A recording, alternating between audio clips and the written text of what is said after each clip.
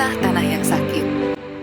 Ladang-ladang ini letaknya di sebelah utara kota Bandung, tepatnya di Kecamatan Cimenyan, Kabupaten Bandung. Tanah merah coklat pucat pasi memperlihatkan keadaan bumi yang sakit merana. Puluhan tahun dibiarkan oleh pemerintah. Bekas huma, bahkan hutan pun semakin rusak. Jika kering, keadaan puluhan ribu hektar ladang tanpa pepohonan seperti ini. Ya, lebih mirip padang pasir. Semakin panjang kemarau, tanah semakin mengeras.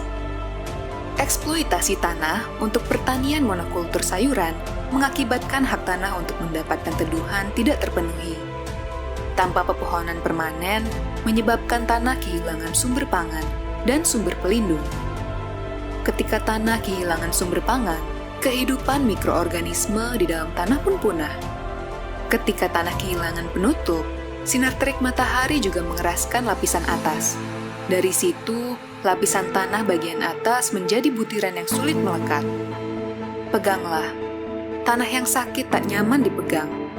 Saat kepanasan, tanah terasa menyengat. Saat dingin, terasa lembab. Padahal, tanah yang sehat adalah tanah yang hitam dan nyaman dipegang oleh tangan kita. Sedangkan tanah pucat seperti ini akan lembek saat terkena air hujan dan akan mudah berhamburan terkena matahari. Pertanian monokultur telah menelantarkan hak hidup tanah. Kita tahu, tanah juga butuh sumber makanan dari kompos dedaunan dan buah-buahan. Juga butuh nutrisi dari kotoran hewan. Apa yang bergizi untuk manusia juga dibutuhkan tanah. Tanah butuh pohon. Udara juga butuh pohon. Semua makhluk hidup butuh pohon. Pohon yang beraneka ragam adalah kebutuhan tanah. Dalam tanah yang sehat, selalu ada ragam jenis tanaman. Ada yang tanaman pendek seperti rumput dan semak, ada tanaman menengah jenis perdu, dan ada tanaman yang disebut pohon. Bumi akan sehat kalau tanaman beraneka ragam, yang dibutuhkan oleh setiap makhluk. Karena itu, pertanian tidak boleh hanya memenuhi kebutuhan manusia, melainkan harus memenuhi kebutuhan satwa. Matahari menyinari bumi bukan hanya untuk manusia, melainkan juga untuk flora dan fauna. Karena itu, apa yang disebut fotosintesis adalah menumbuhkan aneka ragam hayati. Ini sudah menjadi hukum alam. Karena itu, manusia yang pintar berbudidaya mestinya juga melayani alam, bukan hanya melayani diri manusia. Tanaman harus ada untuk manusia, hewan, dan tanah. Karena itu, budidaya tanaman seyogyanya manusia juga harus berempati pada flora dan fauna. Tidak boleh semua hasil bumi dimakan oleh manusia, karena manusia hidup berdampingan dengan ragam spesies. Tanaman tidak boleh hidup secara monokultur, sebagaimana manusia juga tidak boleh hanya bergaul sempit serumpun. Kita mesti polikultur, bertaut dengan keanekaragaman spesies. Aneka ragam hayati harus mewujud di bumi, berbineka beragam spesies untuk saling berkembang dan saling menguntungkan. Tanah pucat pasi di sebelah utara kota Bandung ini membutuhkan perhatian manusia. Ilmu pengetahuan dan kebijaksanaan harus diwujudkan. Masyarakat petani juga sadar untuk menanam, tetapi mereka kurang ilmu dan kurang modal. Karena alasan inilah Yayasan Odesa Indonesia didirikan, dan serta-merta berkomitmen untuk melakukan perubahan mendasar bersama ribuan petani. Mengumpulkan bibit tanaman buah-buahan dari para dermawan, kemudian petani menanam dan merawatnya. Bagaimana dengan pemerintah? Inilah yang menjadi persoalan. Kebijakan politik kita tidak menyentuh masalah-masalah mendasar seperti ini. Padahal, jika pertanian ini diarahkan secara baik, niscaya petani akan lebih sejahtera.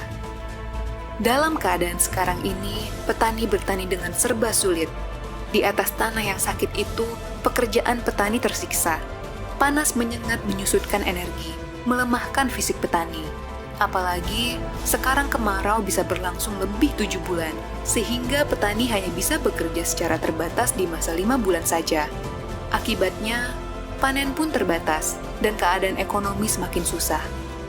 Dampak dari situasi ini adalah air semakin sulit didapatkan warga, sanitasi petani semakin memburuk, kemiskinan dan kekurangan sumber gizi menjadi problem rakyat desa. Inilah negeri ironi.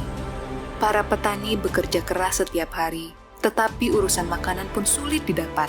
Gegap gempita pembangunan di kota terus berjalan, sedangkan di desa-desa, petani dibiarkan hidup dalam keadaan sengsara. Padahal, Seandainya para petani di Kecamatan Cimenyan diberi modal bibit tanaman buah-buahan, tentu petani akan lebih sejahtera. Tetapi itu tidak terjadi. Akibatnya, alam bertindak dengan sendirinya untuk menghasilkan dampak keadilan yang lain, yaitu memeratakan tanah dari perbukitan. Setiap musim hujan, lumpur dari ladang itu bergerak ke arah selatan, menuju kota Bandung. Dan kota Bandung pun setiap terjadi hujan akan mendapatkan dampak berupa pemerataan tanah dari bukit. Banjir lumpur sudah sering melanda kota Bandung. Para pejabat rajin rapat, mendiskusikan ragam persoalan. Anggaran negara banyak berhamburan untuk menyewa hotel, makanan, dan perjalanan dinas. Sementara tak ada tindakan nyata untuk mengatasi masalah yang dihadapi petani. Jika terkena kritik, pejabat itu hobinya saling lempar tanggung jawab.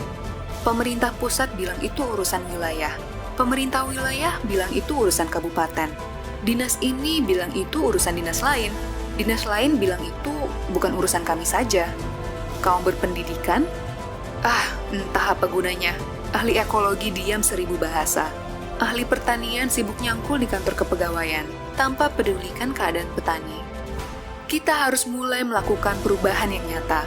Kehidupan yang sehat butuh keadaan tanah sehat. Keanekaragaman hayati harus diwujudkan.